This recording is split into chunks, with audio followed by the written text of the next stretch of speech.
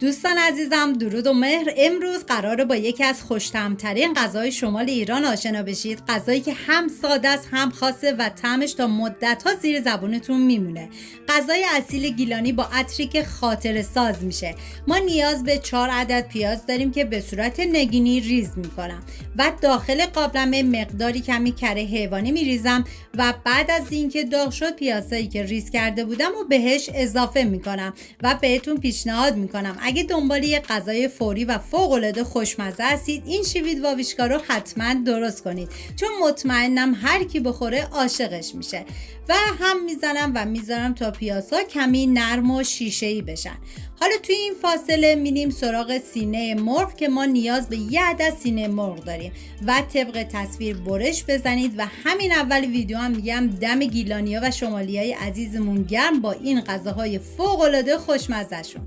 و حالا ادویه‌ها که شامل زردچوبه، پودر تخم گشنیز، فلفل سیاه و نمک است بهش اضافه میکنم و هم میزنم و میذارم ادویه ها تف بخورن و عطر ادویه ها آزاد بشه.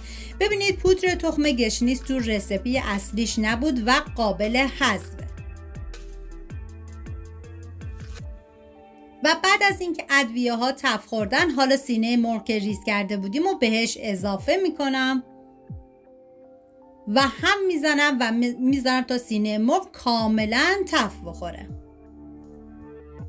ببینید من 1 عدد برگ بو و 1 تیکه چوب دارچینم به این غذا اضافه کردم که متاسفانه تو ویدیو ضبط نشد و دوباره یه هم میزنم و بعد از اون نصف لیوان آب بهش اضافه میکنم و میذارم به مدت 20 دقیقه سینه‌های مرغ کمی نرم بشن. و حالا توی این فاصله ما نیاز به 6 حبه سیر داریم که من کاملا ریز میکنم و شما حتی میتونید با دنده ریز کاملا رنده بکنید. و برای این غذا خوشمزه ما نیاز به 1 دسته شوید تازه داریم که من کاملا ریزش میکنم و سعی کنید که حتما از شوید تازه استفاده کنید چون طعم غذا رو بی نهایت خوشمزه میکنه. و سینه مرغ که دیگه کمی نرم شده من سیری که ریز کرده بودم و بهش اضافه میکنم و یه هم میزنم. واقعا تنوع غذاهای گیلانی خیلی زیاده و یکی از یکی خوشمزه تر. و حالا شویدی که ریز کرده بودیم بهش اضافه میکنم و هم میزنم و میذارم تا شویدم کمی تف بخوره.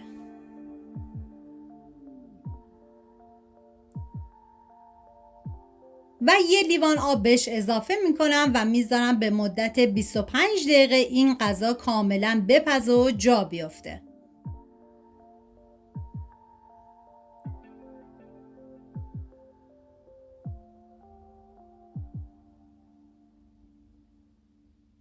و بعد از اینکه دیگه غذا کاملا پخت و جا افتاد من یه هم میزنم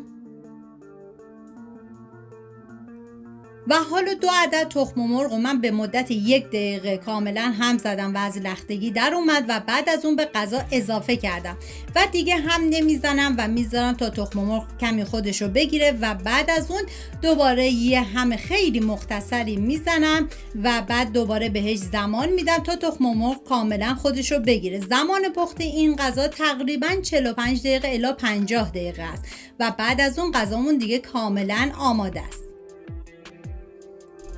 و برای این غذا ما نیاز به یه چاشنی خیلی خوشمزه داریم که من از آبگوره استفاده کردم. شما میتونید حتی از آب نارنج هم استفاده کنید ولی از آب لیمو اگه استفاده نکنید خیلی بهتره. و یه هم میزنم و دیگه بهش زمان میدم. بعد از 5 دقیقه این غذامون کاملا آماده است. این هم از شویدواویچکای خوشمزه ما. ممنون که تا آخر ویدیو همراه من بودید. اگر این دستور براتون جذاب بود با لایک و کامنت ازم حمایت کنین و نظرتون رو درباره غذا بنویسید. امیدوارم درست کنید و در کنار خانواده از خوردنش لذت ببرید. منتظر ویدیوهای بعدی با طعمای خاص ایرانی باشید. تا درود دیگر، بدرود.